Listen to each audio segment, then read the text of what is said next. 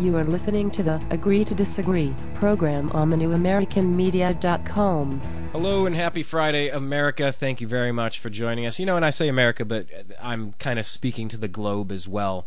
I know that we had some interest from Australia, particularly last week regarding our episode of, we discussed genetically modified organisms, GMO foods, and we had some interaction. One of the listeners had, I think it was her brother, wrote a GMO food song, so we included it in the show. And they're pretty happy that we're bringing light to the issue of genetically modified food and the fact that California is trying to put it on the ballot so that every piece of food that has been genetically modified, frankenfoods, as some people are calling them, that all food can be modified so you can make a decision purchasing your food. You know, is this stuff that's been tampered with for good or for bad, but has this stuff been created in a lab, or is this actual organic food, things that I would have ate 200 years ago? You know, and that's an important issue to us. I don't, and it just reminded me that I don't think there's any more important issue than protecting our civil liberties. I don't think anything even comes close. Nothing. And I mean constitutionally. I mean that there are things going on that cannot be accidental. You cannot have this much incompetence consistently. You know, connect a dot and then you have a little line. Connect 20 dots, you got a pattern. You know, you start stepping back, and you get to see the grid.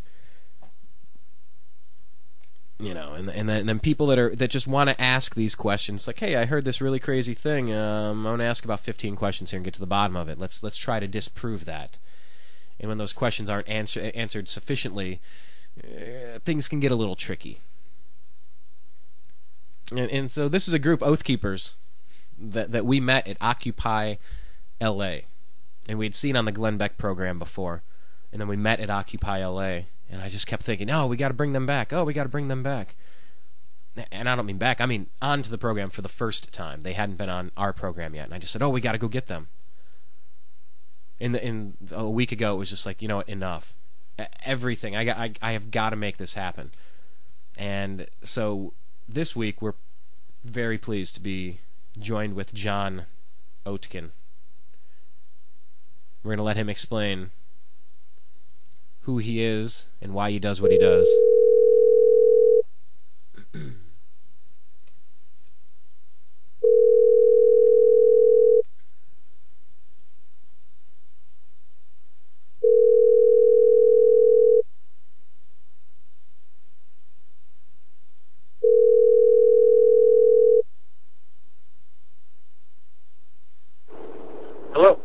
Hello, John. It's Brian with the New American Media. You are live, sir. How's it going today? Brian, I'm doing great. How are you? I'm living the dream. Thank you very much for asking. I was just explaining that we ran into someone from the Oath Keepers at the Occupy LA event. And it's been since October since you guys were there. So let's back it up to the beginning and introduce yourself and how you're related with the Oath Keepers. I'm currently the director for Southern California with the Oath Keepers, and I'm also the co-director of Los Angeles County and Orange County. I got involved with Oath Keepers about 2.5 years ago. I saw our founder, Stuart Rhodes, arguing with Bill O'Reilly about the Constitution of the United States, and I became attracted to the organization because I saw that our country was definitely on the wrong track, and was wondering how I was going to make a difference besides what I was already doing. Right. And I thought I could make a big difference by joining Oath Keepers, which is about oaths and Constitution. And as I explained to you the other day, every federal employee, particularly anyone in the military or in the police, which is who we focus on primarily because they carry guns, they swear into their position. They swear an oath to the Constitution of the United States and to the people. They do not swear an oath to any politician. They don't swear an oath to a political party or establishment. And they don't swear an oath to any corporation or Federal Reserve or whoever it is that might be controlling our politicians. They swear that oath to the Constitution of the United States, and that means the Bill of Rights, and that means to the people. So it was very attractive to me because I'm, I would say, I guess you could say I'm somewhat on the conservative side. I don't like really using the term conservative. I'm more focused on Constitution primarily. It doesn't matter which party, which side of the aisle violates the Constitution. I don't like it when either side does. So that's kind of where I started out with Oath Keepers, and I've been going strong ever since. John, have you been able to develop some sort of psychological profile on the type of people that do not like the Constitution? Because like you said, we're not talking Republicans, we're not talking Democrats here, because that game, to me, it's two sides of the same coin. It's the same ruling class oligarchy that's keeping us distracted while we're being looted. Personally, that's my opinion. But, you know, who is the mentality, who is the makeup of an anti-constitutionalist without getting into the Republican-Democrat thing? Why would anyone be against that? Greed, ego, ignorance. I pretty much agree with your definition of, you know, both the left and right. I mean, it's a joke. It's a false left-right paradigm. And but what they tend to do, both sides, or a lot of sides tend to do, is they cherry pick the Constitution. They want to pick something out of there that proves their point, or that they can use to drive their wedge issue, and then they ignore the rest of it. And you have to take all of it, even if you don't like parts of it. I mean, there might be things that I might not like. Actually, I like all of the Constitution, but there might be things that I don't like that, you know, that I'm not maybe as comfortable with when it comes to issues that I have to accept them because it's constitutional. So it doesn't matter if I feel, you know, a little bit down on one part of it or the other. You know, you have to take it all, the good and the bad, because it's about liberty, it's about freedom, it's about individual choices and individual responsibility. And the Constitution really is, a lot of people confuse, they think the Constitution gives us our rights.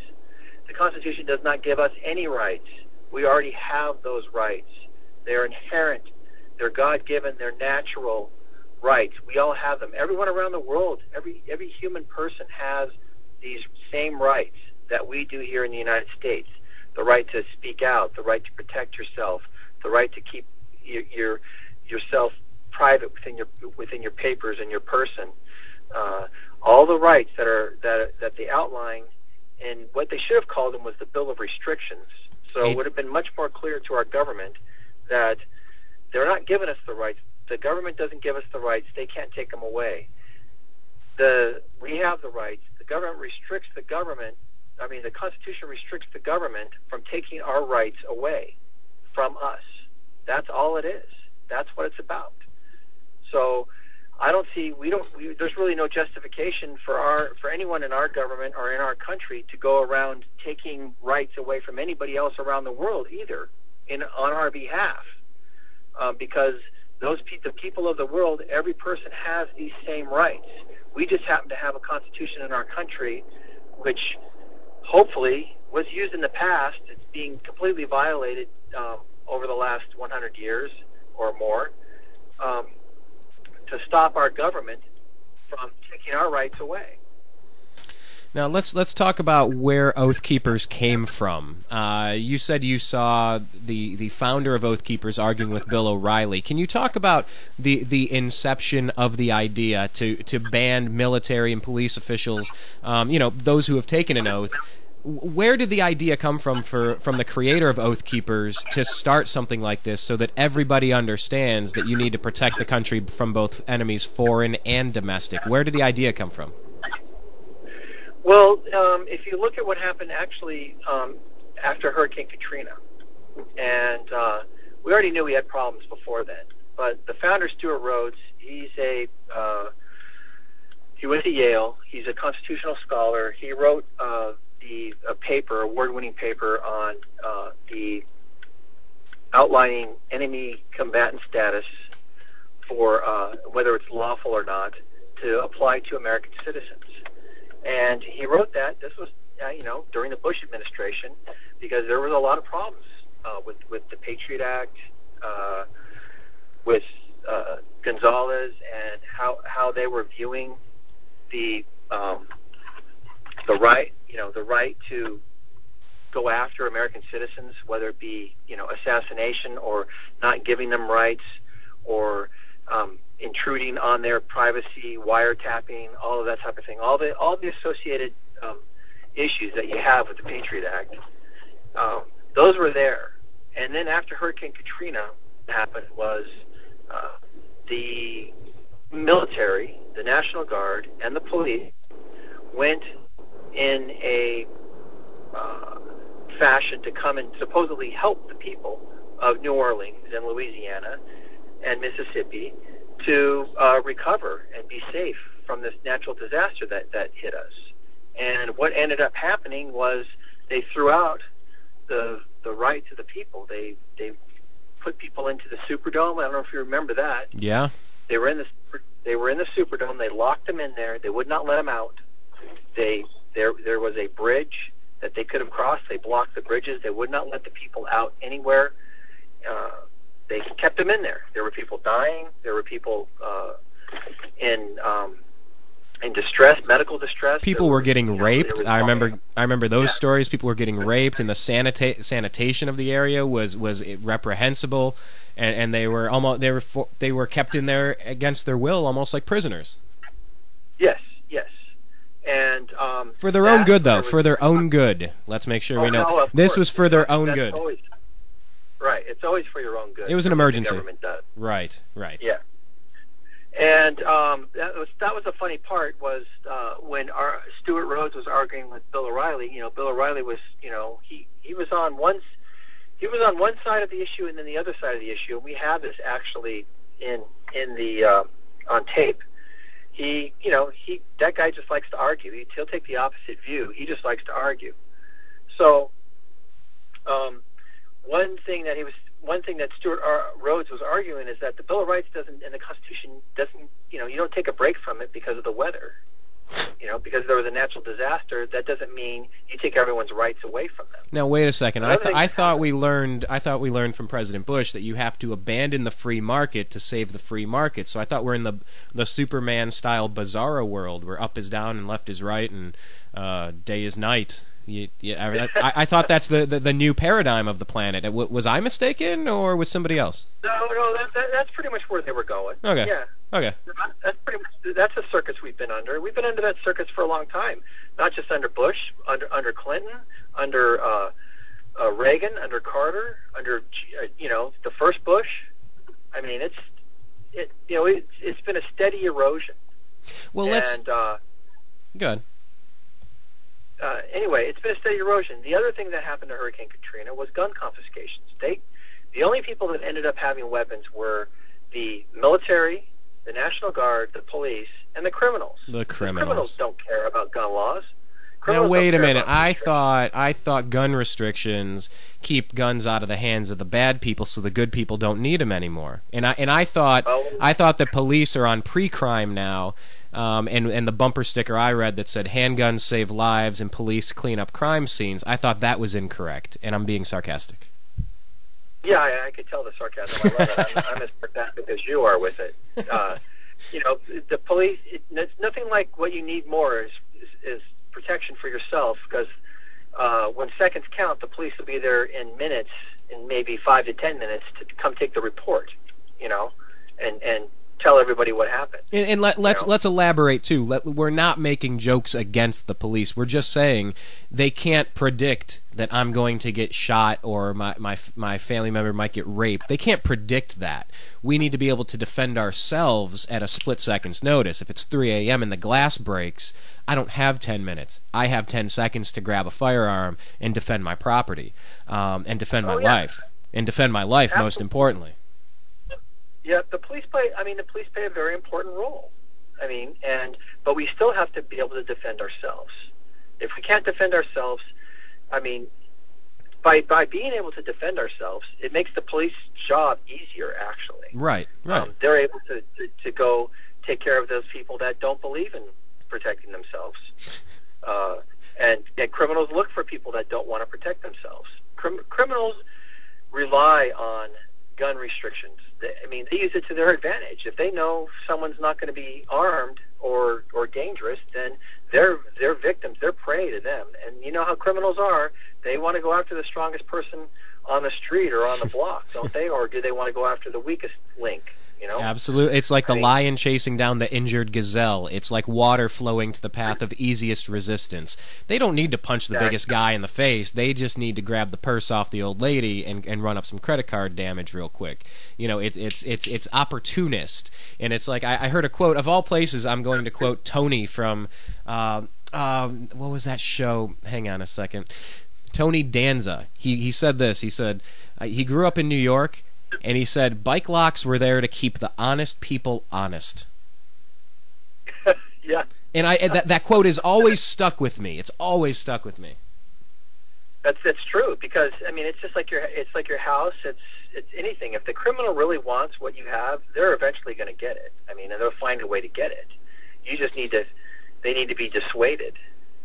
But let me make it clear, and I was not making fun of the police at all, because actually, a lot of our members are former and active police, as well as former and active military.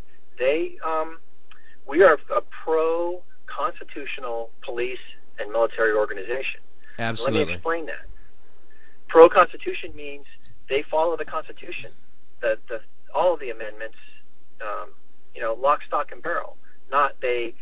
Well, forget about the 4th and 5th, but I'm all for the 2nd and the 10th, or, it just doesn't work that way. They have to be for it all the way. Now, if police are constitutional, and there are several of them out there, and several constitutional sheriffs, we back them, all right? Now, if they're not sure if they're constitutional or not, then our role is to try to educate them. And we try to reach, teach, and inspire those to follow their oath to the Constitution. So we help them, educate them on the issues of the day, and also on the Constitution and the Bill of Rights and how that fits into the issues of the day. Now, if they're not constitutional, if they're oath breakers, we call them out. There's no thin blue line within our organization. It's not about that we're all about the police or we're all about the military. It's not that at all. It's about, we're about the Constitution. Are they constitutional or not? If they're not, we're going to call them out, and we've done that. We've done that in several cases. We marched in Tucson, and we didn't really necessarily march against the SWAT team that went in and killed Jose Juarena. Okay, yes, they had a role in it, but it was the policy of the sheriff's department that we were attacking in that protest that we had. We had over 300 people marching in Tucson, protesting that. A former Marine got killed by a botched SWAT raid, and they were serving some general warrant on there could be drugs in the house, or it was connected to drugs somehow. It's one of the easiest warrants to get, and they basically, knock down the door and start shooting. That's just wrong. There's nothing more unreasonable than a search that leaves you dead. That's called unreasonable search and seizure. Okay, that's quite unreasonable. Right. Yeah. It doesn't get worse than giving up your life for it. No, that's an unreasonable search. If they're just in there searching, they found. I think the big thing that they found was a Border Patrol cap or something. Wow. That anyone could buy off the street. That was the big damning thing that they came up with. So we were critical of the policy there. We understand that the SWAT guys, they're trained to do what they do and all that. We're also against the policy of why do you have to have SWAT, serving all kinds of all search warrants everywhere.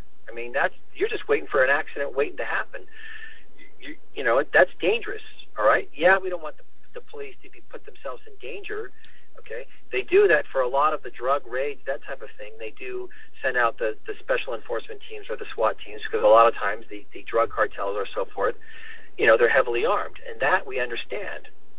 But at the same time, if it's some general, we're going fishing warrant, then, they don't need to send, the tanks and the, which they're getting these days, nor the SWAT teams with all the weapons and the, what about if someone's really that much if Jose was really that dangerous, All right. Why did they pull him off on the street when he was on his way home from work that morning? You know, why did they just pull him over when they knew they could control the situation and then go serve the warrant on his house? I mean, versus pretty good idea, banging and knocking down his door, and waking him up and surprising him, and he's going to protect himself.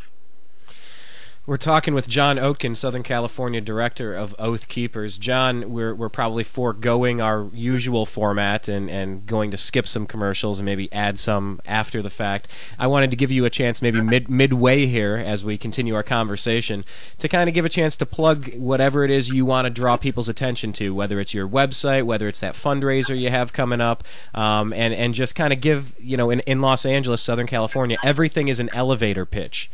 You have 30 seconds, you got 45 seconds to make your pitch and explain to people why they need to find out more and where they can do it. So I'll open the floor to you and talk to everybody out there listening. Thank you, sir. We can be located at oathkeepers.org, and in Orange County, it's ocoathkeepers.org.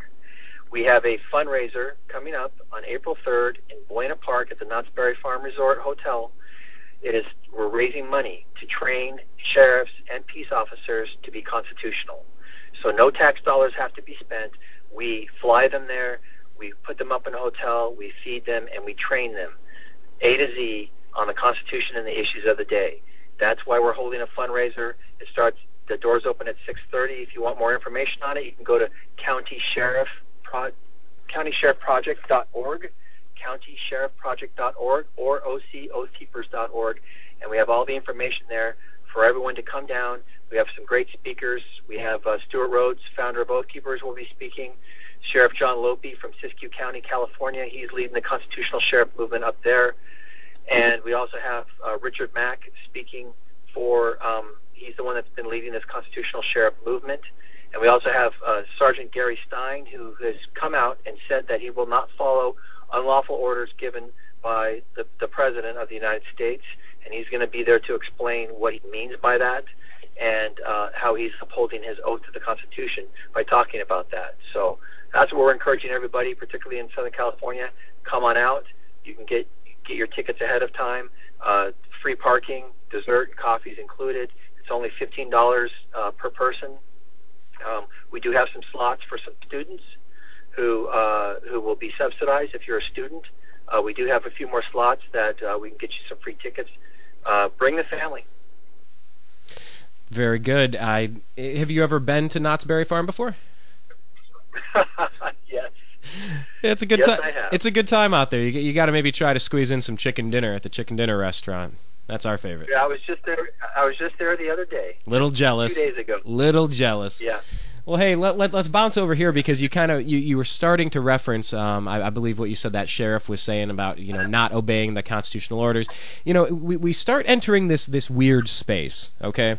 And I want to just prep your brain because your brain will subconsciously start thinking about this. I'm going to ask you what your biggest problem is with Fast and Furious, with Rendition, with the Patriot Act and warrantless wiretaps, with the NDAA, with SOPA, with Obamacare, and with drones. So just put that in the back of your mind for a second because I wanted to talk to you about these three stories that popped out at us today.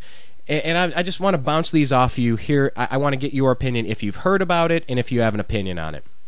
This is where the Army is officially reprimanding a soldier who spoke at a Ron Paul rally. Reserve Corporal Jesse Thorson says punishment was, quote-unquote, absolutely worth it. Can you talk to me for a second? Because I'm not really sure as far as the protocol of serving in the military and having a political opinion.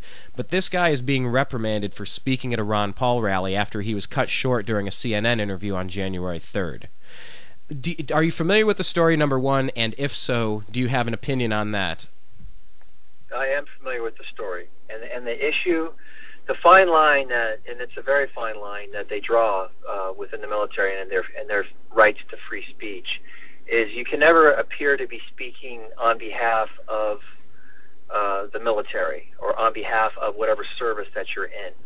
So the big violation for that gentleman was that he was wearing his uniform, and they have clear, precise instructions that they're not to talk in uniform or talk or have any appearance that they are talking as a representative of the military. So that was the big issue there. So because they would be concerned about XYZ person. Oh, look, that's the military man telling me to support Ron Paul. I guess the military. It's almost like you can't represent the entire group by wearing your jersey. You can't represent the Cleveland Browns in your jersey. You can do what you want in your private time, but don't represent the team. Don't try to speak for the team. That's what they're saying. Don't speak for the military. You can have your personal opinion, and that's what he did differently. Exactly. Yes. Okay, and so, your thoughts on that? Well, my thoughts on that, I can understand that. I mean, there does have to be a line that's drawn, and people shouldn't appear like they're speaking on behalf of our military, because, I mean, just look at the military. It's about as, spread out demographically and socioeconomically, and, right. and every race, religion, creed, you name it, is in there. So no one person can speak on behalf of anyone within the military. Well, I heard somebody as a whole. I heard somebody on Twitter making the point that the military is made up of generally lower income bracket people that have fallen on hard times and really have no other option. I got their points. I don't think they were trying to be denigrating, but yeah, like you're saying, I mean, there's males, females, different races, different religions, different political opinions, and so if he would have went on stage and he had his jersey on, his military outfit, what if he would have taken his shirt off to speak? Would that have been okay? I guess. I mean, I'm not sure I would have wanted to see that. No, I don't know. Well, that is a good point you make there. Don't wear your uniform. If he's off duty and he's on his own time and he's not wearing the uniform, go ahead and speak. Yeah. I mean, they have to be careful about exactly what they say and that type of thing too. But coming out and having basic free speech, they're allowed to. Well, Brian, I have a one of my co-directors just actually came in.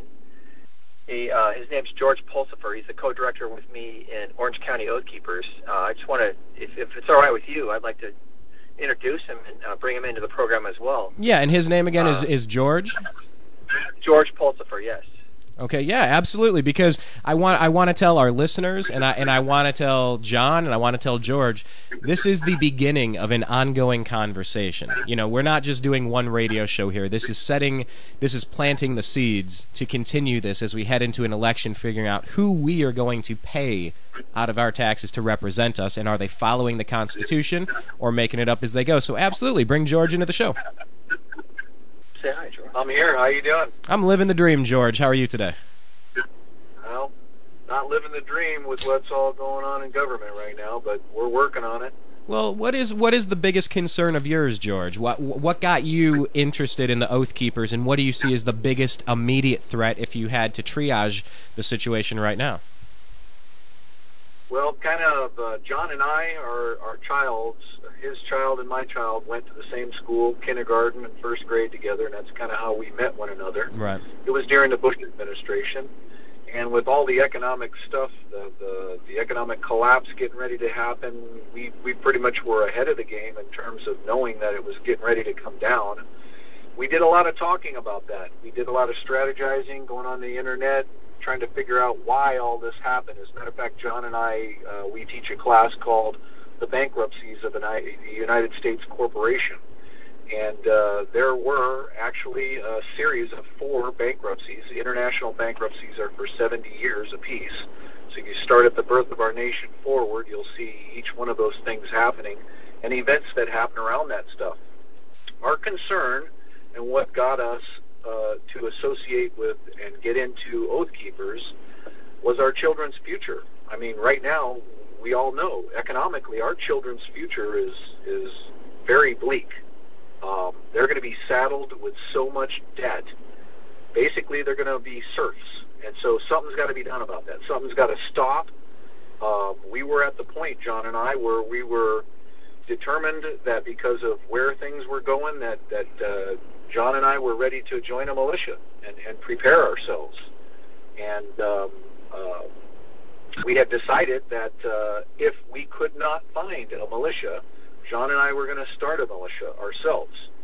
And as John said, we heard, actually John called me the day that he heard Bill O'Reilly trying to argue constitutional points with Stuart Rhodes on his program on Fox News.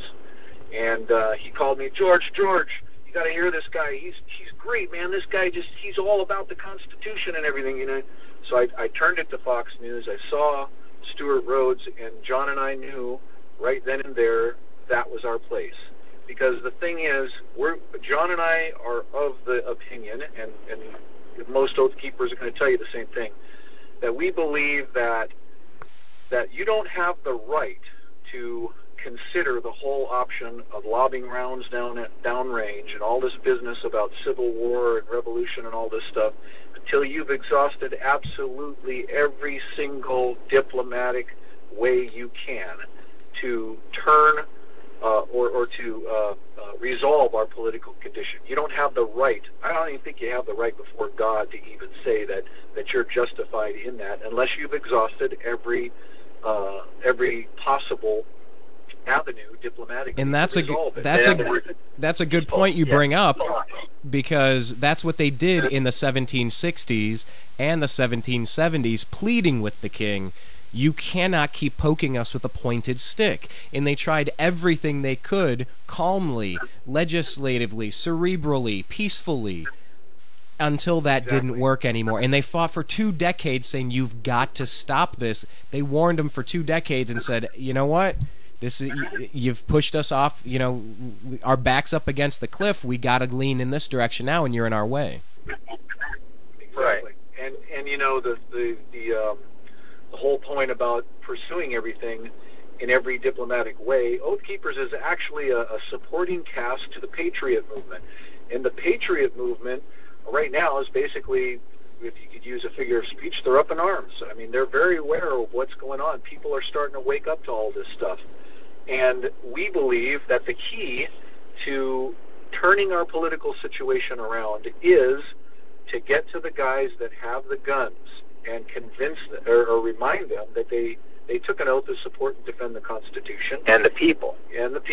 And then remind them, challenge them not to be used as a tool by the political establishment to put down, suppress, or oppress people's constitutionally protected rights. So we believe the key is to preserve dialogue, because as long as we can preserve dialogue and there's no rounds being lobbed downrange at one another, because in that instance you're in a last man standing scenario, and we don't want that. That's because then there is no dialogue. Well, that's when they can shift into emergency mode with FEMA camps and shutting down internet and military control over cities. Like the option of violence is the dumbest thing. It is the worst possible play out of every move they could make in this game of poker. Violence is the last thing that any rational person would want. And there are irrational people in this world, and there are false flag occurrences. But you touched on something a second ago. Can you define what militia is and how Benjamin Franklin thought of a militia? Because some people think they hear militia and they have an idea. Don't let them have the idea. Paint the picture of what a militia is in the context with how our country was founded and where we are today, because I think that's a very important point to make. Well, until Posse Comitatus got signed in 1887, and that was after the Civil War, there were no standing armies except for the standing army during the Civil War and then the Revolutionary War and the War of 1812. But the way the Constitution defines it, that army has to be reviewed every 2 years, and it has to be disbanded if there is no threat. So Congress would disband it by stopping the funding, et cetera, declaring the war over, et cetera, et cetera. So there really, in the Constitution, there was no standing army. There was provision for a standing navy, but that's because we had our coastal sides were unprotected, so we needed a navy for trade. In terms of that, exactly. So what would happen is the states themselves and the national government had the ability to muster a militia at a moment's notice, to muster people that could, if we were invaded or there was rebellion or insurrection or whatever, the states could do that. Until the War of or until after the Civil War, because we had a standing army, What the government did was, it was during Ulysses S. Grant's presidency, he said, we're going to keep a standing army, but we're going to make a concession to the people. We're going to pass posse comitatus, which says that we will not use the military to do policing actions.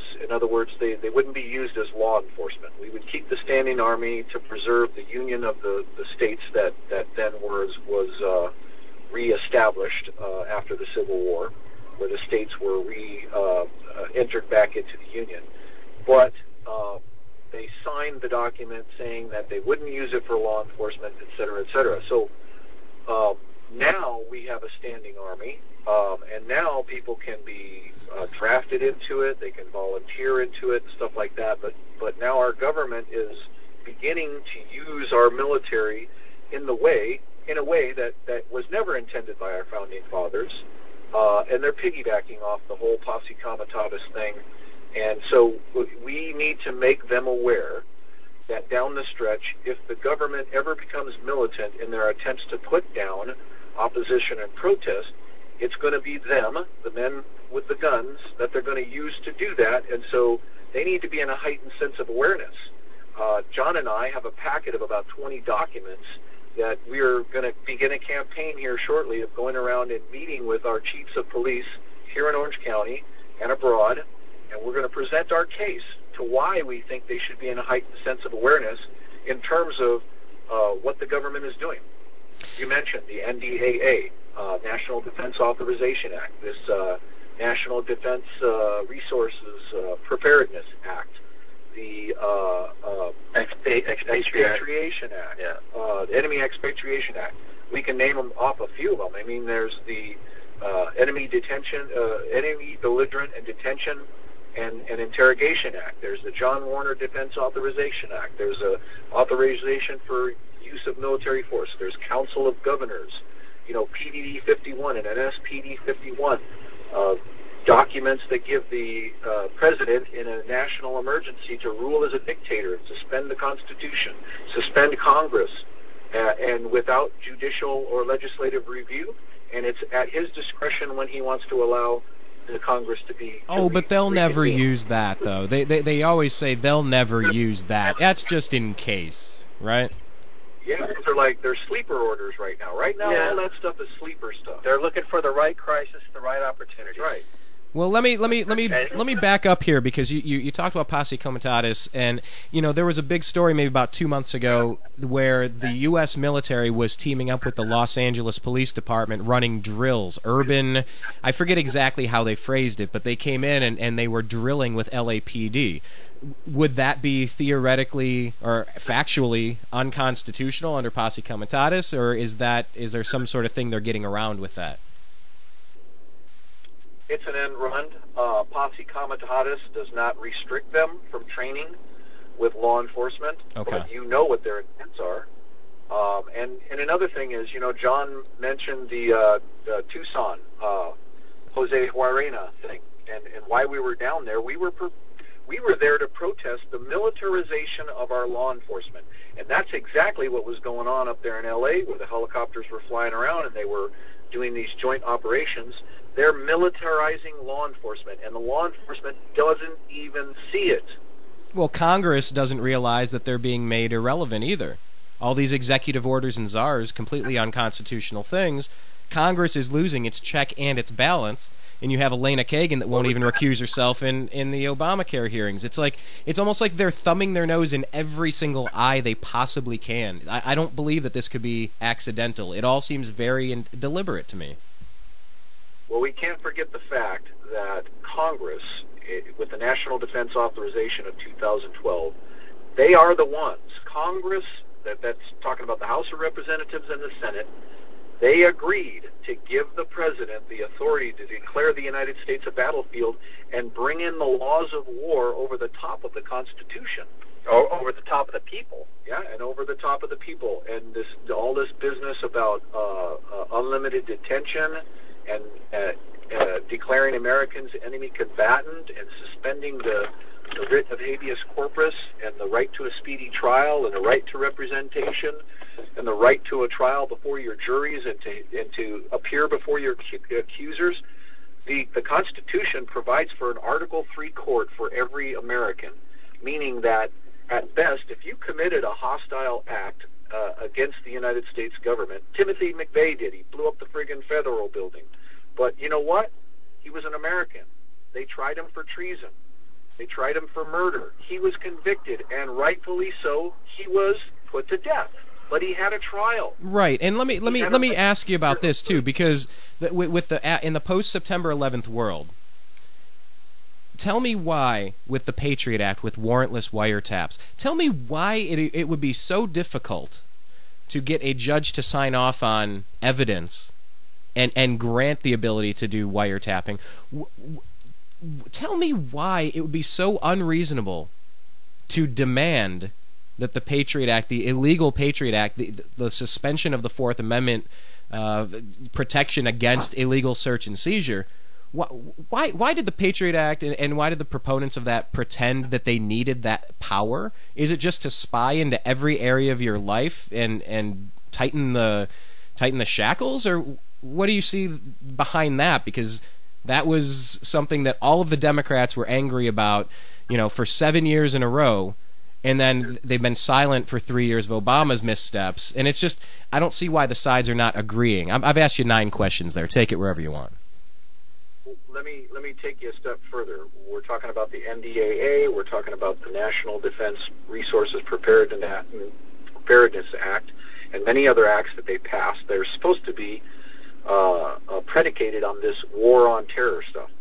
But I'm asking you, where are the relentless waves of terrorist attacks on this country that will rise to the level of that kind of legislation, of those kind of end runs around the Constitution? And Congress doesn't even have the authority to be able to abrogate or transfer that over to the President of the United States. I mean, that's such a huge transfer of authority and power that was never given them to do. Where's the check and balance thing? It's gone. It is gone, and that's why people are so concerned. We're talking with George and we're talking with John with Oath Keepers. George, you want to promote things real quick? Tell them where they can go to get some more information and why you think it's important.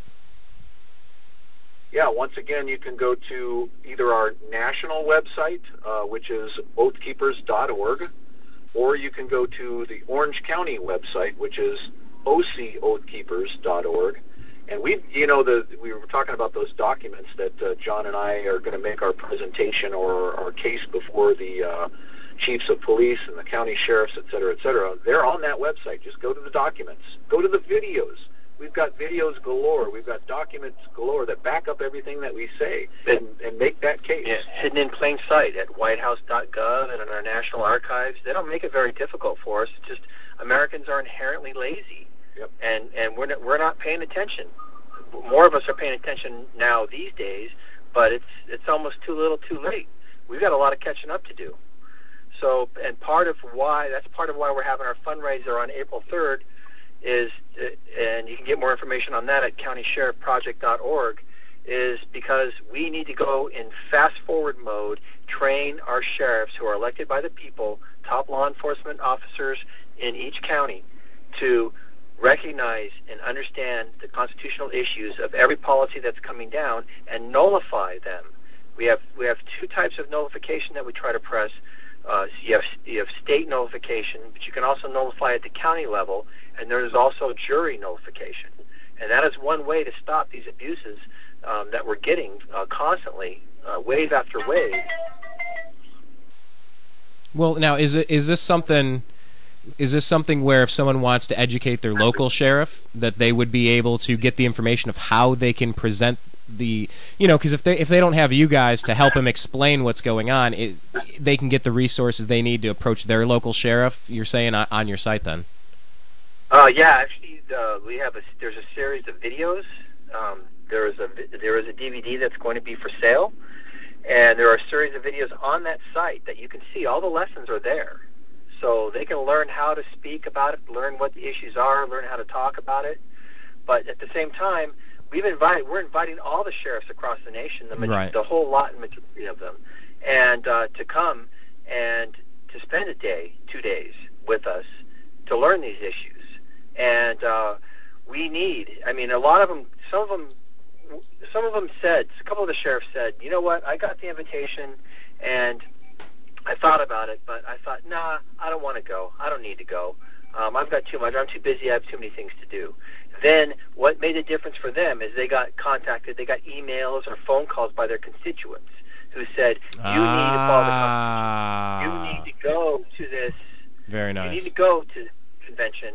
And you need to prove to me that you're still worthy of the job. You need to prove to me that you understand the rule book if you're going to be our head coach. Right. So it still comes down to the voter. They still have to get elected. And once the constituents started pushing, the number of these guys said, okay, I will go. And we polled it. The Oath Keepers handled the transportation, and we drove these sheriffs to and from the airport. We picked them up, and we asked them very specific questions when we were riding with them. We asked them, well, have you heard about the NDAA 2012? What do you know about it? And I think out of 40, 2 of them knew. Oh, man, that is not good. Knew about NDAA. But then afterward, they all knew about it. Oh, they all knew about it after. Yeah, well, that's the point. And we can thank Jeff Ford. You guys know Jeff Ford down there in Orange County? Absolutely. Yeah, because Jeff is the one that we ran into at Occupy LA. We kept hearing from Fox News that it was just a bunch of dirty hippies who have no idea why they're out there getting high and raping people.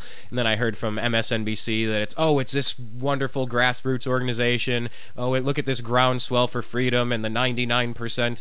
And I'm like, I don't believe either of your spin. And so I went down there, we got some videos, and it seemed like there was a lot of overlap. We heard people talking about the Federal Reserve, about the Patriot Act, about, and we met Jeff Ford from the Oath Keepers. So I want to thank him for going there to make himself visible enough where we could talk. And I hope you guys continue doing this across the country, because there's never been a more important time to do it. I don't think, definitely in my lifetime. We're running out of time here. We got about 10 minutes left. So I'm going to ask some rapid-fire questions, and it's going to kind of be a stream of consciousness thing. Answer as quickly, as off the top of your head, as succinctly with a sentence or 3 as you can, because I want to cover all of this stuff real quick and get your thoughts. Are you guys open to that? All right. Okay. There is Marine Sergeant Gary Stein, who's under investigation and facing possible discharge over a Facebook page he created for military members to speak out called Armed Forces Tea Party, in which he too questioned Barack Obama's eligibility to be president under the U.S. Constitution. Your thoughts? It really wasn't about his eligibility question. It was about he stated he would not follow unlawful, illegal orders from our current president, and I would hope from our past president as well. Gotcha. Now, are you familiar with this John Gray guy in a compound in Trinidad, Texas? And it's part of what this article from USA Today is labeling as an anti-government sovereign movement on the rise in the United States. I'm not familiar with that case, but I do know that sovereign citizen almost in itself is an oxymoron. But they do have a lot of good points in what they bring out, and they do study. I mean, they are well educated on the Constitution. Now, being anti-government or having any violence in any way, I'm not saying that the sovereign movement is violent, but they got a bad reputation and a bad rap by a couple of them that were violent, and it spoiled the whole movement. Well, and this is another 50-acre wooded compound in East Texas. It gets you thinking of Waco. And it's just people are so stressed right now. Or Ruby Ridge too. Ruby Ridge, absolutely. You have a lot of this stuff going on, and maybe this is something we can bring up further down the road. But I just found the article, wanted to get your thoughts on it real quick. For anyone out there listening, in our remaining 8 minutes or so, what would you say the biggest problem with? This is our game. It's called The Biggest Problem With. What is your biggest problem with Fast and Furious? Our Eric Holder. and the administration, how they went ahead. They were compliant and complicit in trying to destroy our rights to bear arms by aiding and abetting criminals. Yep, and another thing is, aren't we in a war on drugs? And in that war on drugs, if you aid and abet the enemy, aren't you committing treason? Wow. So, I'm saying Eric Holder is guilty of treason, And he's he... aiding and abetting an enemy, a known enemy. And he said in that video that just came out, where he said that he's been trying to brainwash the American public to thinking guns are bad. You look at Fast and Furious, where they plant guns on the bad guys so that they could then turn around and say U.S. gun manufacturers are bad, so that we'll start looking at firearms like we look at cigarettes, where it used to be cool and now it's not. I mean, I cannot believe that somebody that backward can be running the position that Eric Holder currently holds. I can't fathom it. What are we supposed to do about that? Because it's so obvious he's unqualified, and like you said, it's a potentially treasonous act. No, if he's aiding and abetting a known enemy, that's treason. The people need to rise up and demand this, because obviously our Congress is not doing anything of much. They've given it up. They've given up their role as arbiters and control of a out of control central federal government. I mean, they're completely out of control, and our judicial system is also corrupt. Well, I hope if you guys, whether you can listen live or not, if you can check out our next guest, he's going to be talking about Chief Justice Elena Kagan and why she hasn't recused herself from the Supreme Court vote on Obamacare. But that's our next guest immediately following. What is your biggest problem with rendition? Rendition violates the Article 3 court system. To take an American citizen who is a citizen, the NDAA and the background to that whole thing is they have another act that they were trying to pass in October, and is still going through legislation, that if they can't get you with the NDAA by saying that you are quote unquote an enemy combatant, and then renditioning you and putting you into an internment camp indefinitely, as the language of the law says, until the hostilities are over. If you can put up a successful challenge to that, they have another bit of legislation that's being passed right now called the Enemy Expatriation Act. And if the president identifies you or characterizes you as an unlawful enemy combatant at his discretion, it says, right, then he can expatriate you, and now you have no civil rights. Okay, well, you just said that Eric Holder and his administration may have committed a treasonous act if he was aiding and abetting the enemy. He, being an enemy, if he's doing unconstitutional things, he would look at someone who is saying you have to follow the rule book of the Constitution, look at someone like you or someone like me, because this isn't for somebody else. This applies to every U.S. citizen. We got to think, when they point their finger at me, what's the rules? And so if they're doing unlawful things, they could unlawfully point their finger at you through the Enemy Expatriation Act or the NDAA and say, since you're trying to do it right, you are now wrong, and you're an enemy of our regime and what we're doing, right? And that's exactly what they're about to do. But Eric Holder, you got to remember, he's part of the Camelot. He's part of the King Arthur's court. So, he gets a pass on all that stuff. But you and I, there's congressmen right now that are bringing Obama up on impeachment charges. When are they going to say or identify those people that are trying to bring him up on impeachment charges as being paper terrorists, and apprehend them and take them and put them away? That's the next step in all of this. Brian, it's all an end run. They're doing a complete end run around the Constitution, and they don't really care how they do it. And it's very obvious the tactics that they're taking. No longer covert, they're very overt about what they're doing. And even Obamacare, the signature piece of legislation trying to regulate commerce that hasn't occurred by forcing you to purchase a product, if you heard them in the Supreme Court, they're talking about, well, couldn't the government tell you to eat broccoli because healthcare is food is something you'll always have to consume, so therefore it's a market and you can govern that? Couldn't you say you have to go buy cell phones because that will protect your person in case you have to dial 911? If you can mandate a purchase of a product here that's unconstitutional, there's no limiting mechanism in that. I mean, so do you guys also feel the same way about Obamacare, that that's not valid? Well, that's where you get into the whole convoluted sense of the missense that people have about what's a right and what's not a right. I mean, you have a right to health care, or you have a right to the government's giving us our rights. Okay, it's not about that. It's not about those rights. We have our own rights. All right. It's not about what the government takes and gives to us. And they're they're using Obamacare as an example of this de facto government saying, "Oh, well, we are granting you, old poor slobs. We're going to grant you the right to health care."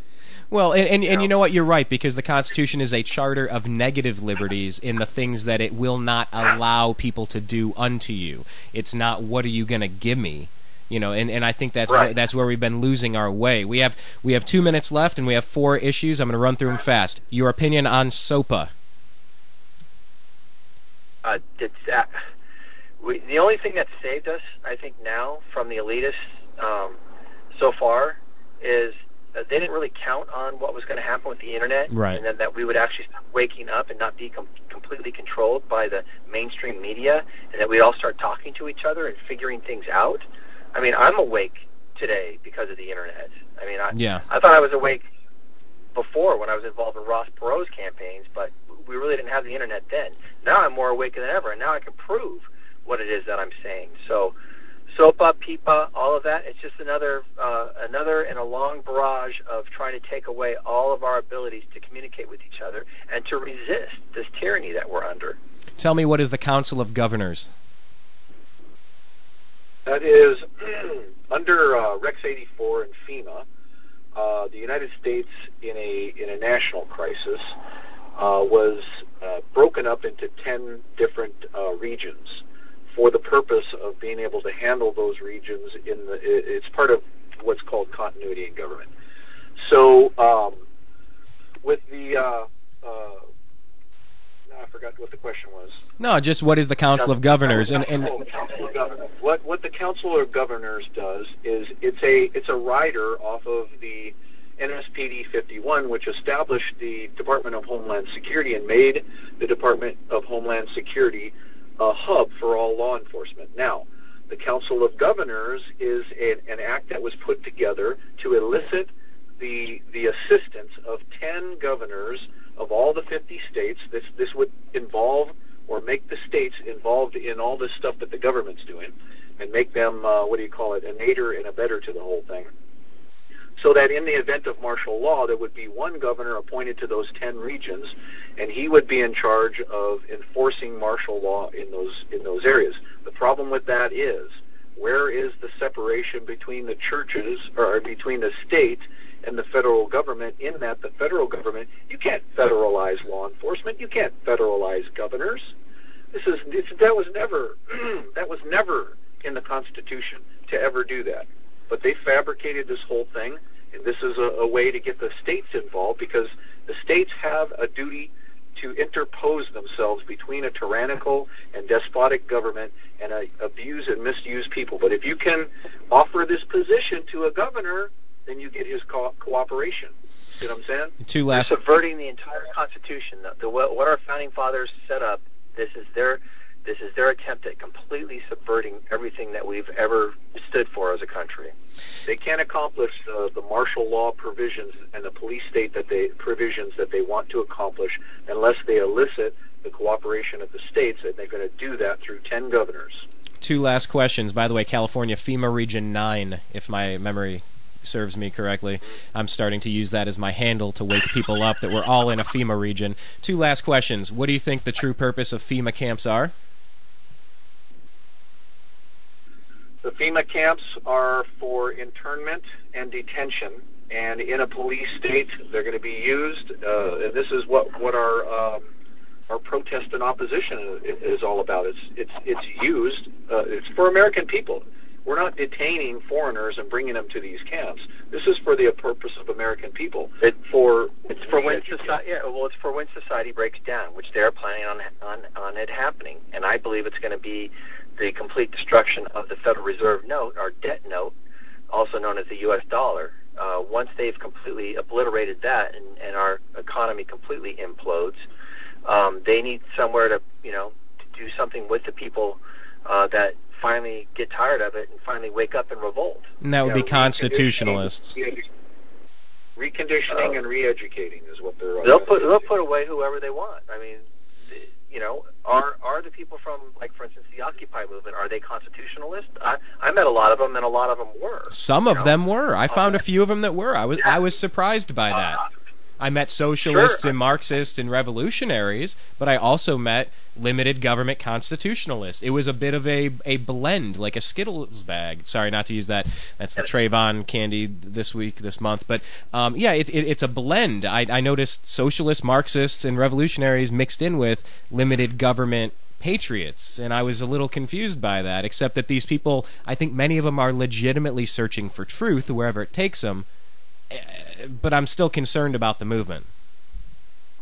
Yeah, absolutely. You should be concerned. I mean, we met a lot of we met more people that were, I would call them the newly awakened fresh sheep that were out there looking for answers and rightly pissed off that things are really going wrong with our economy, really going wrong with our government, and going wrong with our country. They were rightfully upset. They were there searching for answers. That's why we were out there. We passed out 1,600 DVDs talking about the Federal Reserve and trying to steer them toward real education about what the problems were. It's not the problem. Free capitalism, free market capitalism is not the issue. It's not the problem. Crony capitalism, yes. Monopoly capitalism, yes. Yeah, we haven't had capitalism in this country for 100-something years. Not since 1913 when the Federal Reserve Act was passed, that's for sure. And tell me, one last question. We're out of time, gentlemen. What is the worst thing about drones being used on American soil? Being used on American soil? Yeah, drones. Yeah. That's the worst thing, being used on American soil. Against the American people. Well, what the hell are they doing? All right. Well, gentlemen, why don't you both take a second to remind everybody who you are, why you care about Oath Keepers, and promote one project on our way out the door here. Thanks very much, Brian. I appreciate the opportunity to talk, and I look forward to our ongoing, continuing discussion. And please, everyone, come out on April 3rd. You will learn a lot. Go to countysheriffproject.org, countysheriffproject.org, and learn how we are trying to bring all the sheriffs across the nation onto the side of the people, onto the side of the Constitution, and help turn our country around from the bottom up, because it's certainly not going to happen from the top down. That's countysheriffproject.org. Excellent. And George? Well, Knott's Berry Farm Resort Hotel on the 3rd, 6:30, doors open. Come, there's a saying in the Bible that you're supposed to plant your seeds in fallow soil, and I can't think of another fallow soil that you can plant your seeds in than to donate and support our County Sheriff's Project and our Constitutional Sheriff's Convention. Good place to put your money in this patriot world right now. Well, it is a very interesting time to be alive. I've heard many people say you were born at this time for a reason. You are alive on this planet right now for a reason. We had a Mayan scholar talking about the 2012 calendar, and he made a point, whether you get into all that or not, but he just said there's a reason why there's 5 billion, or what is it, 7 billion? I forget exactly where we're at, how many billions of people on the planet right now. He said there's a lot of people that want to be here right now. And there's a lot of people saying, you want this. You signed up for this before. Or for some reason, you are intended to be in America at this moment in time where it takes the courage to stand up, to speak your mind, to follow a basic document that guarantees the rights and liberties of everyone. I can't think of anything more uniting than that concept unless there's a small group of people trying to steal it for themselves. So, gentlemen, George, John, with the Oath Keepers, please keep up the good work, and off the air, John, make sure that George can be cue him in on the emails so we can connect and we can talk to both you guys in the months ahead as we move forward here in this election year. Definitely. Thank you very much, Brian. All right. Sir. Thank you guys both. That was our representatives, John and George from Oath Keepers. Very, very, very good stuff. I'm so happy I got to meet them at the Occupy movement. Not these guys. I met what was this guy's name? Jeff Ford. But bringing George and John into the program, it's just fantastic because there's really nothing more important right now. There's nothing more important than doing what you would like others to do unto you. Protect your freedoms. protect your liberties. And there's a lot of wrong things going on. All right, we are overdue for a commercial. We are going to be right back, and we're going to talk about Chief Justice Elena Kagan and should she or should she not recuse herself from the Obamacare proceedings in the Supreme Court. My name is Brian. You are listening to the Agree to Disagree show on the NewAmericanMedia.com. You are listening to the Agree to Disagree program on the NewAmericanMedia.com.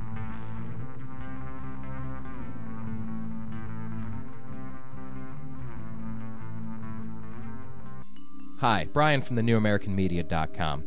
Last year I had this idea. I wanted to start a website of my own, not just something, a presence on Twitter, a presence on Facebook, and have a thing. I wanted a website. I wanted a home base for all of the ideas and things I'm interested in. I wanted live radio. I wanted to communicate with the globe. I was tired of being spoon-fed dogma by corporate interests and just, here, believe this, believe this. I said, no, I think there's something underneath the surface, but I didn't know how to do it, so I contacted Ted Distel of DistelDesign.com. Ted walked us through the process of, okay, you want videos, you want to do quotes of the day, you want to have a spiritual section, you want to have a 1984 watch where government's intruding and private corporations are intruding into your privacy. Yeah, those are the things that I was interested in. Ted walked me through the process. We built thenewamericanmedia.com, and I encourage you to go online and take a look at our site. That's what he's capable of. Please, if you have an idea, go to disteldesign.com. That's DISTEL design.com. Have you ever considered adopting a pet to be part of your family? Our animal companions can be just as close to us as our human companions. If you're considering adoption, please visit your local shelter and adopt a pet today. Shelter pets make the best pets. Follow the NewAmericanMedia.com on Twitter at American_media_.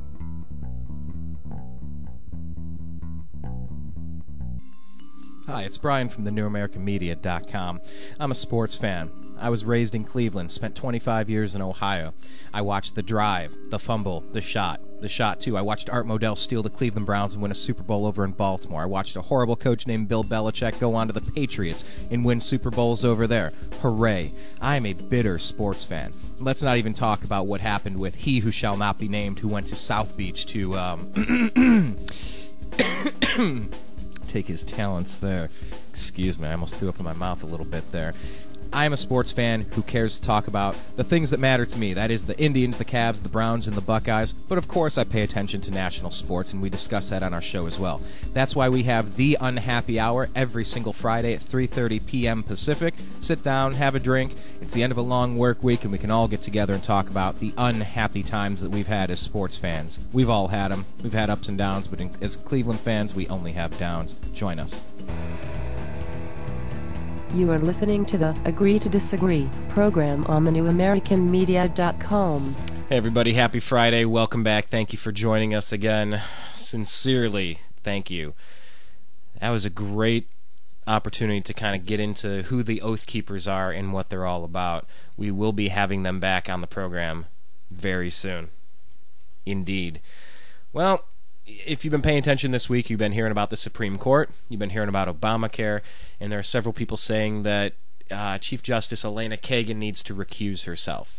We looked around a little bit, and we have invited Larry Klayman onto the program to talk with us about it. We're going to bring him into the show right now.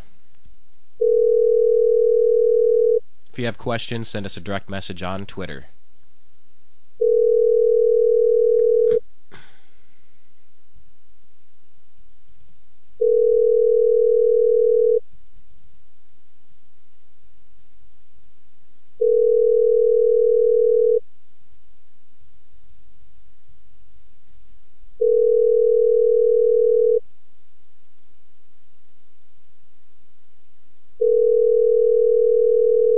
Well, that's the plan, at least.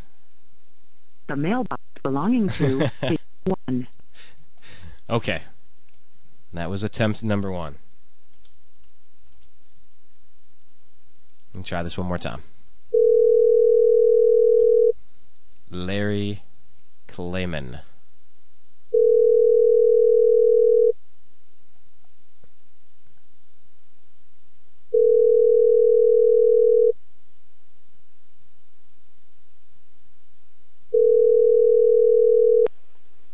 Hello. Hello, Larry Klayman. Who's calling? This is Brian Engelman with the newamericanmedia.com. Oh, hi, Brian. Hello, Larry. How can I help you? All right. Well, we are live on the air right now on the Agree to Disagree show. Welcome. Thank you very much. Okay. Yeah, thank you very much for joining us. We talked with Adrian a couple of days ago. We heard about Chief Justice Elena Kagan, and we just don't understand what's going on with this. A lot of people are saying, why hasn't she recused herself, and what was her involvement with crafting Obamacare? So we looked around online, and we found that you were one of the main names out there kind of raising this issue. So we sought the interview, and we look forward to talking to you for a few minutes today. You're welcome. How long is the interview? We have until 6. We got about 20 minutes or so, 15, 20 minutes. So Okay. I guess you pick it up where you want. I mean, I guess first off, introduce yourself and kind of explain what got you going and what you're doing with Freedom Watch and kind of how you got to care about politics today. And we'll start there. Is this tape recorded? It's not live? Oh, we're live, and we'll post it as well. It will live on YouTube also. Okay. You let me know when I'm on. Yeah, good to go. All right. Thanks, Brian. All right, so you can go ahead and let's get into it. Where did you get your passion to get involved in government? What brought you to Freedom Watch, and why are you paying attention to the Supreme Court right now? It seems to be one of the major issues you're currently following. Brian, if people want to see who I am and what I do, and I'll explain that in a second, they can go to freedomwatchusa.org, freedomwatchusa.org, and that's the website for Freedom Watch. I also had a book published a couple years ago called Whores, W-H-O-R-E-S, Why and How I Came to Fight the Establishment. But in a nutshell, what we've had over the last several decades are a number of presidencies, as well as society as a whole, that has become very corrupt. And I saw back in 1994, as a trial lawyer for many years, just how bad the legal system was and how money bought results. And I started a group at that time called Judicial Watch. You probably have heard of that. Right. And in the late 90s, we uncovered a number of scandals during the Clinton administration. We rose to prominence and became very well known. And then in the year 2000, in light of that, people were starting to take notice of what we were doing. The show West Wing had created a character after me, Harry Claypool, a Freedom Watch, Larry Klayman, Judicial Watch. A couple years later, I left to run for the U.S. Senate in Florida. I didn't win, and I came out and I started a group. I took that name called Freedom Watch, which exists today, and that's that website, freedomwatchusa.org. And what we do is that we bring lawsuits, I write articles, I write books.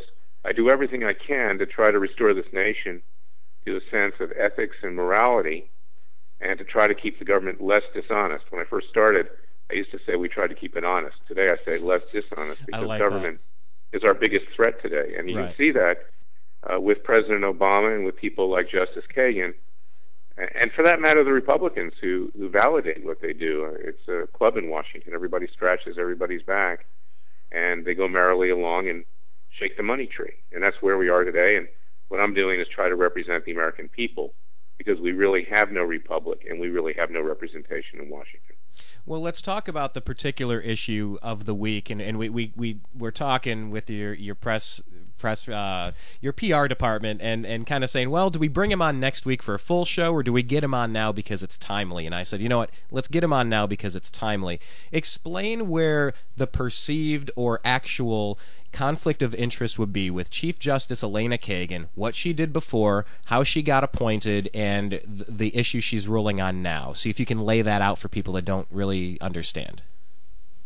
She has several conflicts of interest, but limited to the Obamacare case. Let me discuss it. She was the Solicitor General under Obama. She was his head lawyer at the Justice Department that argues before the Supreme Court. And as the Solicitor General, she advocated for the enactment of Obamacare, of the President's health care plan. And there are emails and other information out there which show that she was actually supportive of that and was cheering its passage when it went through. That is a direct conflict of interest, because she was an advocate, she was a lawyer. So you can't sit both as a lawyer on behalf of Obamacare and as a Supreme Court justice.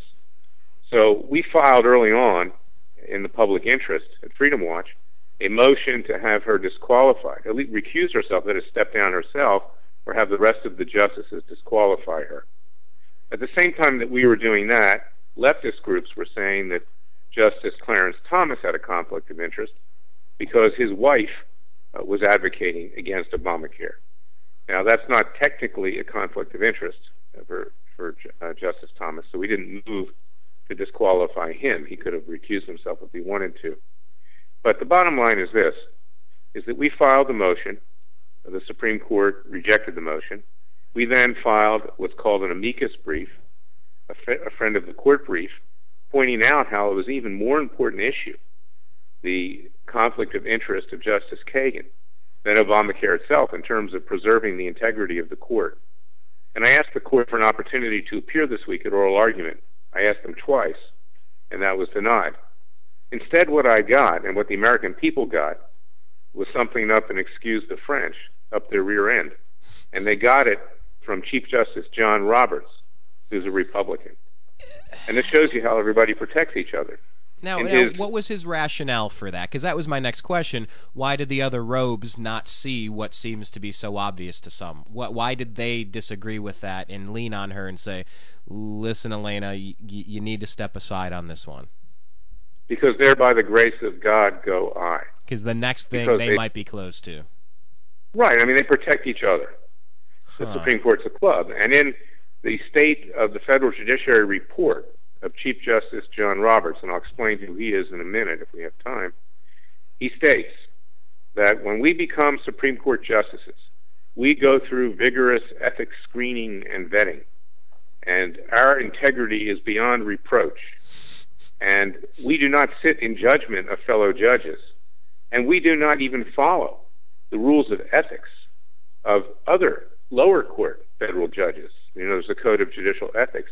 And we consider these judicial codes potentially unconstitutional. Well, how can they consider it when there's no case? You know, lawyers are trained. I'm a lawyer to say there's not something to litigate unless you have a case or controversy. That wasn't before the court. What he was doing was saying that I'm not going to take any action, that we are a club, we're above the law, and that we don't represent the American people, that the Supreme Court belongs to us, the justices, not the American people. And it was an absolute outrage. I think the attitude of Chief Justice John Roberts, which obviously is the attitude of the entire court, he doesn't write the report on his own, shows that we are in a state of revolution. That just like during the times, you know, 1776, when we had to declare independence from the British Crown, that our sovereign is not listening to our grievances, that it considers itself to be better than we the people, that they're protected. And that's why that statement by John Roberts and the failure of Justice Kagan to recuse herself or the other justices to disqualify her delegitimize any decision that the Supreme Court issues in Obamacare and anything else. We do not have, Brian, a Supreme Court for the people, but we have a Supreme Court for the Washington establishment and for themselves. And that's why, if this economy takes a dive and there's a crisis in the Middle East, where some oil fields blow up and the worldwide economic situation goes further down the drain, I think we're going to see, regrettably, and I don't want to see it, I think we're going to see violence in this country like we've never seen before, because the people are starting to understand that the government has totally broken away from the people, and when they're not able to eat, when they're not able to buy health insurance, when they're not able to send their kids to school, the schools they want, you know, that's a formula for revolution. I heard a military man in one of these shows, it was History Channel, talking about, like, if there's a flu pandemic and then the power grid going down, you know, one of these worst-case scenario shows. And one of these military men just said, look, no matter how much you like your neighbors, no matter how civil you think your neighborhood is, no matter how well prepared you think you are, we are only 9 meals away from complete and total anarchy in our country today. And we're so dependent on a vulnerable power grid that any disruption in that would instantly, like flipping a light switch, everything changes. And I just got off the phone. We just talked with 2 members from the Southern California Oath Keepers. Are you connected with that group yet? No. You know? All right. Well, these guys are very interesting. I would recommend you check them out because we met them at an Occupy LA. We went down there and got some interviews, and their whole thing is every person in military and local law enforcement. It's a reminder to all of them that they take a constitutional oath to protect and defend the Constitution of the United States against enemies both foreign and domestic, and to not abide by or do anything that's unconstitutional. And they had some of the similar feelings. Like, they feel like the government no longer is being checked. It's no longer balanced, and we're teetering on the verge of something really bad here. Can you expand on that a little bit? Absolutely. And I did actually have heard of them, and so it just escaped me at the time. I have heard of them. Some of my clients actually advised me about that. They're absolutely right, and you know, you see these movements like Occupy Wall Street. Well, that's the left. I agree with them politically. But I understand why they're in the streets, even if they're financed by Soros or anybody else, because they're fed up. And we on the right, and libertarians as well, we may have to go to civil disobedience. We may have to be like Gandhi and try to take something stronger, because, and I hope that will head off a violent revolution, which I don't want to see. But why are the people now buying guns in record numbers? The Second Amendment provided for the purchase of guns, not to use against each other, but to use against the government in case of tyranny. And I trust that will never happen. But I believe that's why people are buying guns right now, because they feel that the government has abandoned them, that the government represents only itself. And with this president, Obama, who is the Manchurian candidate of the Muslim world, in my opinion, his latest gambit this week was to release more security information, national classified information, to try to harm Israel, from preventing it from doing a preemptive strike on Iran, which affects us because we'll be targeted as well by Iran with nuclear weapons.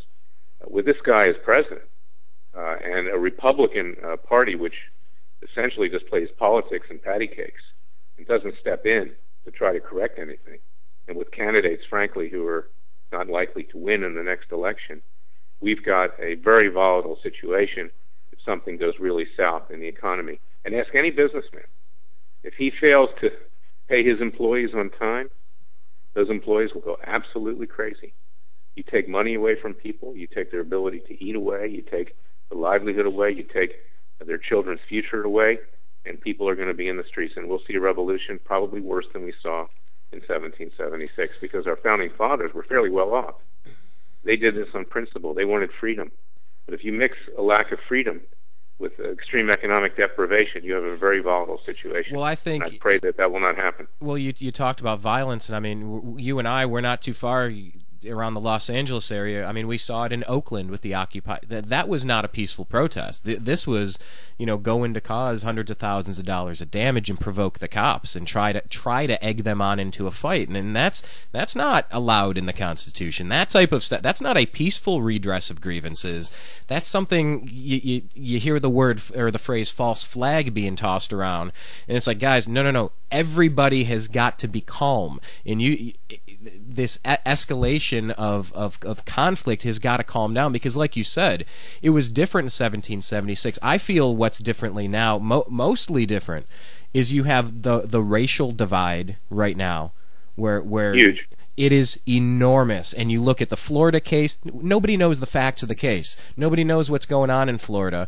And there may have been wrongdoing. We don't know. We just don't know the facts. And you have Spike Lee out there sending it to 300,000 people. Here's the address. Reach out and touch someone. You know, you have people trying to exploit a bad situation, a tragedy, and turn it into go get 'em. This is a lynch mob now. And I thought we were worse past than that, you have a president who's a black supremacist. I mean, that's the bottom line. That's what he is. You know, what Andrew Breitbart, may his soul rest in peace, revealed his people after he died tragically, and Andrew was a friend of mine, was our president embracing law professor Derek Bell, that says, I lives to harass white people, and saying embrace his thoughts and hearts and minds. And he's got links with Jeremiah Wright, with Louis Farrakhan. And then he calls, and the president should not step in to a legal dispute, because it really is a Cambridge Police acted perversion stupidly of our justice system. And he's calling the father and mother of this child and in effect implying that it was a white-on-black murder, and I wish my son was like Trevor. So this president, in my view, is a racist. He does not represent we the people. He represents his people. Well, and you have exacerbating this racial divide. Well, you have the inability to prosecute the Black Panthers harassing people outside the voting booth. What was it, 3 years ago? Outside, what was it, Philadelphia, somewhere in Pennsylvania, I think. And it's just common sense stuff. Like, you can't have voter intimidation. And they're doing that, but they selectively turn their eye and not focus on that. Right is right and wrong is wrong. And you have this interesting racial component with a half-white, half-black president at a time where the finances of the country are being stretched thin on a $16 trillion credit card. And so they're stressing you with the money. They're stressing you with the race. You have the Islam-Christian thing. You have religion under attack. And it's... I mean, if you could ever put the phrase "perfect storm" to good use, I've been feeling the raindrops for quite some time, and I want to make this. Let's pick it up there and let's leave it there because we're about out of time here. But if I don't want this storm to come in as bad, or if I want to be prepared, if you and I both want things to go well, okay, if we want peace, if we want nice stuff, if we want to just calm down and be neighbors and humans and act and treat people the way we want to be treated, what are we supposed to do right now? One of the things I've been advocating, and I think we're at this point, in the Fifth Amendment of the Constitution, Chief Justice Scalia wrote in 1982 in a case styled Williams versus United States that the grand jury belongs to the people, not to the executive branch of government under the Justice Department, not to the legislative branch of government, and not to the judicial branch of government. And if that is the case, and I believe it to be, we have the right, following the rules of criminal procedure so it's done correctly, to impanel grand juries and to indict the corrupt politicians, judges, and other public officials, and other people in society. The Founding Fathers put that into effect because they wanted to avoid another revolution. They wanted to have a legal safety valve to address these things. And I frankly believe that a citizens' grand jury should be impaneled. I'm going to be at the forefront of it, and we'll do it correctly. We're not going to pack it with yes men, but with ordinary citizens, and we're going to seek an indictment of Barack Hussein Obama because he has committed treason on the United States in a number of ways. And if people want to read more about it, go to our website at freedomwatchusa.org. And if we cannot get a judge to act, we also have the right to do citizens' arrests in this country, peacefully. And I hope that we can come up with a way to avoid violence, to avoid threatening anybody, but to hold people accountable to the rule of law, short of violence and revolution. But my warning here is that we better start thinking how to avoid that because we're headed in that direction, I believe, relatively quickly. Well, I'll tell you what, I certainly appreciate you jumping on to talk about this on short notice. It is appreciated. I know that you are involved in several other issues, and we're going to do an entire show about the ridicule and the name-calling of, oh, he's a birther. Like he believes in a flat world and he's an idiot. Like that's what the birther phrase, that's the connotation. I've told people before, the day before the election, I called 45 different phone numbers in Hawaii, in the Republican National Committee, at the White House. I called people, I tracked down people with everywhere I could possibly think of to just say, look, I keep hearing this crazy rumor that there's no birth certificate. Where has this been verified? Where's the document? I know you had to check this. Nobody could answer my question 3 years ago. Nobody could sufficiently answer. This is the great, this is another litmus test, not just Kagan, Brian, but the fact that the Republican Party looks the other way from this issue, like they did when, their so-called impeachment of Bill Clinton, which I helped trigger with Bob Barr back, in the late 1990s. They didn't want to convict Clinton. They just wanted to wound him so they'd win the next election. They're not in it for real. And we have no opposition party in this country. And I'm a registered Republican, and I'm embarrassed of my own party, to put it bluntly. I don't act that way in my capacity at Freedom Watch, but personally I'm a Republican. And I just keep it so I can criticize them from within. But the reality is we have no political representation. We have no republic right now. It's a complete and utter fraud. Yeah, I'll tell you. People need to take their country back. I had the guy when I called the White House, his quote that's still stuck with me. And you know what? I heard all the crazy stuff, and I've never published this report, and I've never explained time-stamped who I called, who I spoke to, what they had to say, where they pointed me, and the page after page after page of trying to debunk this. I've never put it out there, but I remember the phrase from the guy in the White House. He just said, "Where there's smoke, there's fire."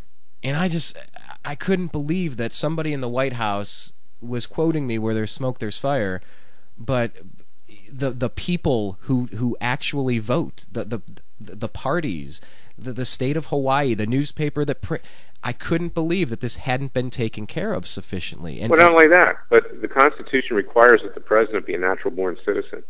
And there is Supreme Court dicta going back to the late 1800s that means both your parents are to be American citizens, and Obama's father obviously was not. He was a African from Kenya. He was a Muslim, and he was anti-colonialist and a socialist/communist. And the president, who at one time changed his name to his stepdad's name, re-established himself as Barack Hussein Obama, which is exactly his father's name. Now, the reason the founding fathers put this in there, they were from England. They knew that foreign influences could play a great role. They exempted themselves from natural-born citizens, but everybody else thereafter to be president would have to be. And the reason was to keep foreign influences away from the presidency. And we now see what that foreign influence means. We see it in the form of our president, Barack Hussein Obama. He is at heart a Muslim, if not a Muslim actually. He is anti-American, and he has taken a number of actions to cut this nation down to size, because I frankly believe he wants to destroy it and build it up in his own image, his own Muslim, socialist/communist image, just like his dad.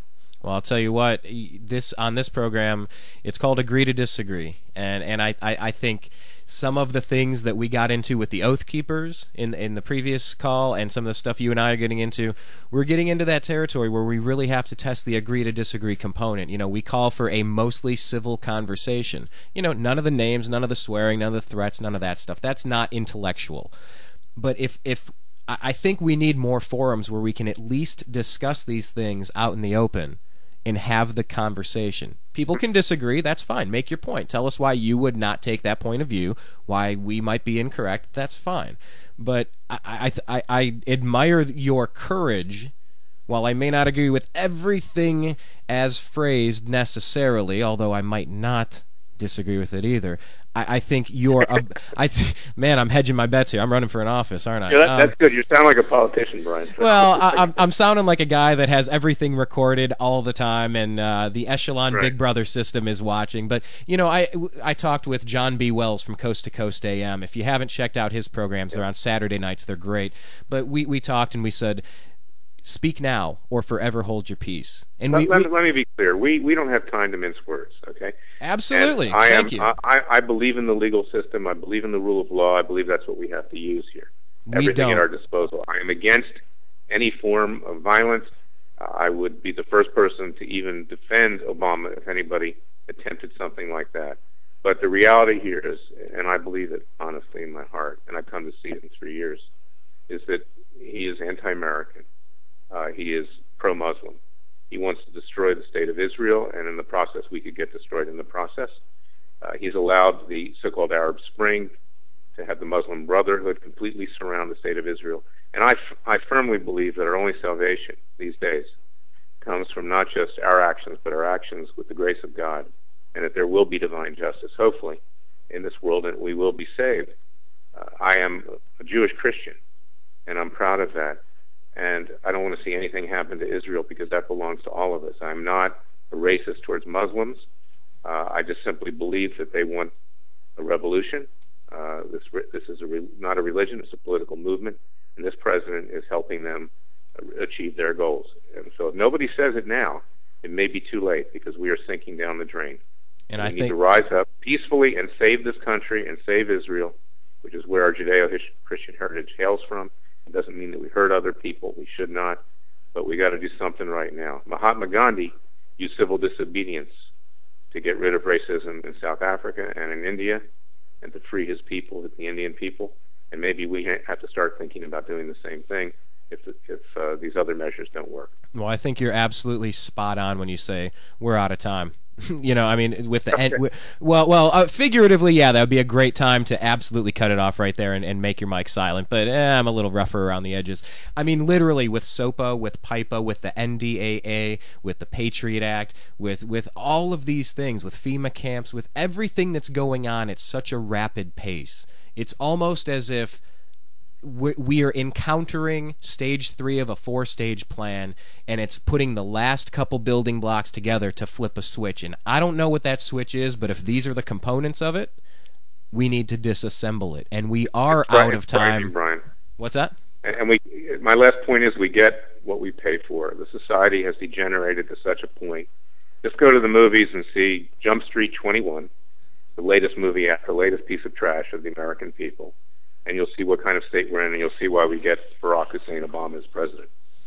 Well, we will have you back, and we will talk about some of these other issues, because we know that you're a gentleman that is more than happy to be blunt, and like you said, the time is now. We are out of time to be politically correct. It's like, let's just lay our cards on the table and talk about this stuff, because we want peace, we want to restore our constitutional republic, and we want everyone to have an equal opportunity, but we don't want an all-knowing, all-powerful, overreaching federal government squashing us. And a lot of people are nervous right now. So Larry, tell everybody where they can find more information about you and your books and your upcoming appearances.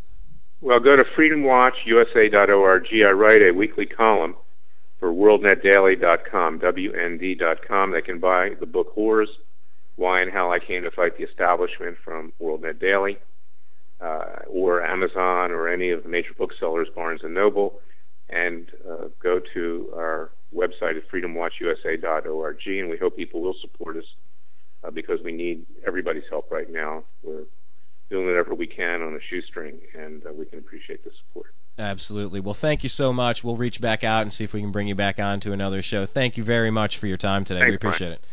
All right. Well, this has been just another amazing show. It's really nice to, you know, you reach a point. It's just like Larry said. You run out of time, and you can't mince words. You can't play this down. You can't pretend that things aren't as serious as they are, because it's serious, guys and girls.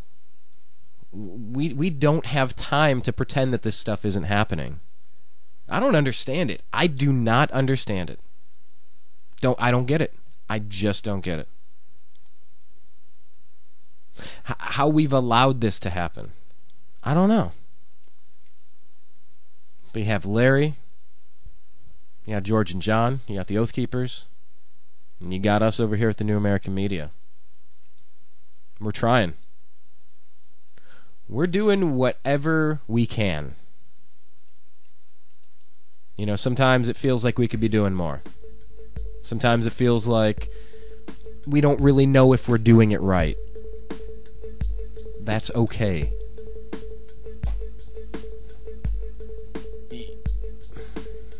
There's a phrase I used to use in my rock band all the time.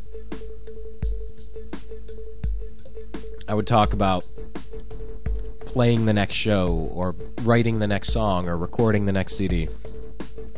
And we would say, we'd have this debate, we'd have this discussion. Well, it's not ready yet. We're not ready yet. You know, and my mother once told me, like, if you wait until you're ready to get married, or if you wait until you're ready for children, you'll never have them. You'll never do it, because no one's ever ready. You know, sometimes you have to jump in the swimming pool to learn how to swim. And I used to say in my band, I'm like, look, a good plan today is better than a perfect plan tomorrow, because we don't have tomorrow. You know, we're certainly not unique here in the fact that we've lost people close to us at an early age. Sure, if you think hard enough, somebody close in your life was taken a little quicker than you felt they should have been. It's not up to us. We all know that. But we all run out of time. And tomorrow is not promised. It's not guaranteed.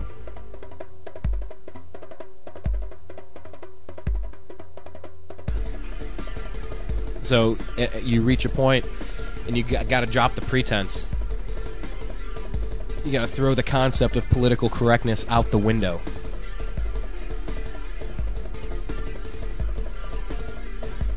Because we're running out of time. Would I have gone quite so far as Larry in a couple of the comments?